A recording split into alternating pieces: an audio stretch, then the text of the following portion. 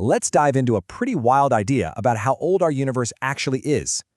Yeah, the source material we're breaking down today poses this exact, pretty provocative question.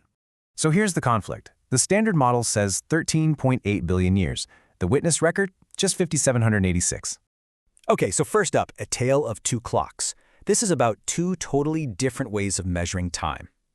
The source uses this quote to make a point. If you see a boiling pot, can you really guess when it started?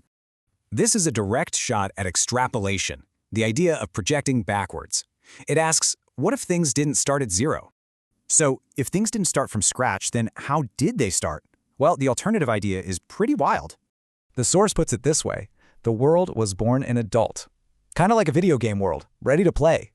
This is called functionally mature initialization. The idea? The universe was created ready to run, with apparent age built in. So think trees with rings or starlight already traveling. The source says this idea is actually ancient.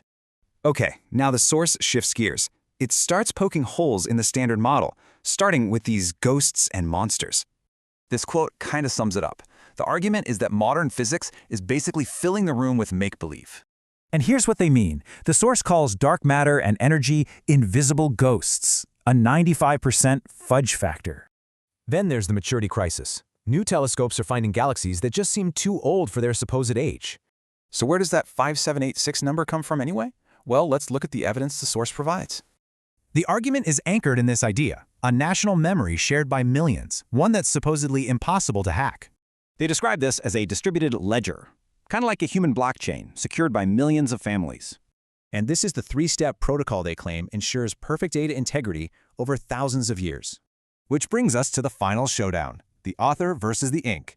It's all about what kind of data you trust. And this quote frames the whole conflict. Do you inspect the physical ink, or do you just listen to the author? So you've got two kinds of data. The ink is the physical stuff scientists measure. The signal is the vocal record. And the source's conclusion is that when these two conflict, the vocal signal is the one you should trust. So it all boils down to this. Do you trust the forensic analysis of the ink or the date on the copyright page?